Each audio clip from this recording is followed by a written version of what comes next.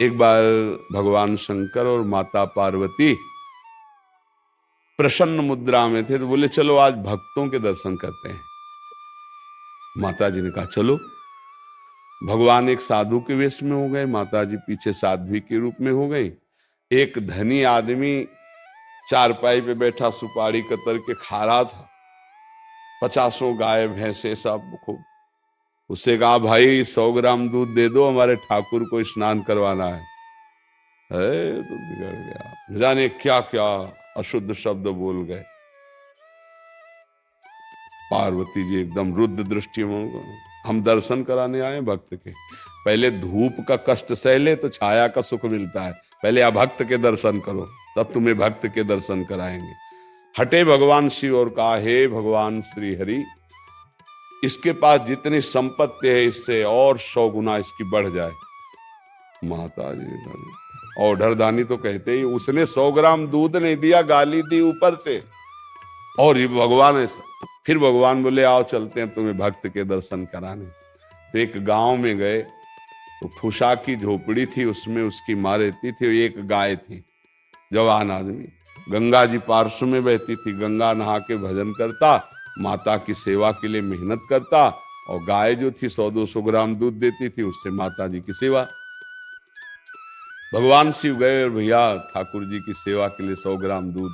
तो जो देसी गाय होती हैं वृद्ध हो गई, आधा लीटर, 500 ग्राम, 1 लीटर, बस ऐसे, ज्यादा नहीं। अपनी जो देश, हाँ नवीन हो तो 5-6 लीटर तक, ये 20-25 लीटर अपने देसी गायों में नहीं होता। तो थोड़ा दूध देती थी, पूरा दूध रख दिया, पाओ आप ऐसे। पाया, थोड़ी देर भगवत चर्चा की, चल दिए और कहा हे भगवान इसकी गैया और मैया दोनों ले लो। अंबा जी को अब नहीं रहा गया, बोले जो 100 ग्राम दूध ले दिया उसको 100 गुना संपत्ति दे दी। ये हिसाब भाई समझ में नहीं आया। और जिसने जितला था उतला दे दिया, गरीब आदमी, तो उसके दूध की जो वृत्ति आती थी वो गैया, और बात करने के लिए थी मैया, दोनों आप ऐसा बोले। यही तो समझ ठीक नहीं, समझो अभी इसका कुछ समय गैया और मैया में जाता है, अब ये अखंड भजन करके परमात्मा प्राप्ति करेगा। और वो उतने वैभव में तो अपमान संत का कर दिया, जब 100 गुना और बढ़ेगा तो महापाप करेगा, नरक जाएगा। समझ रहे? तो भगवान के विधान को हम लोग समझ नहीं पा रहे।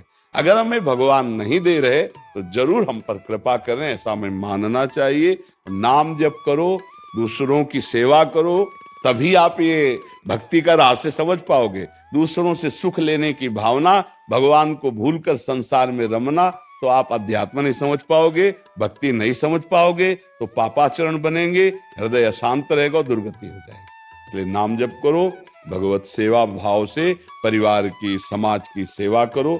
भगवान से जो मांग करो, एक तो मांगना नहीं चाहिए, अगर मांग करो तो छूट दे दो कि पूरा करो तो जय जय, और ना पूरा करो तो जय जय। आपका हमारा जो भाव संबंध है वो कभी टूटे ना प्रभु, और ना पूरा करने पर हमें इतनी हिम्मत देना कि आपके प्रति हमारी श्रद्धा कभी ना, तो आपकी जय हो जाएगी। जिनको कई कई दिन भोजन मांगने पे नहीं मिलता था सुदामा जी को, उनकी सुदामापुरी बन गई जैसे द्वारिकापुरी।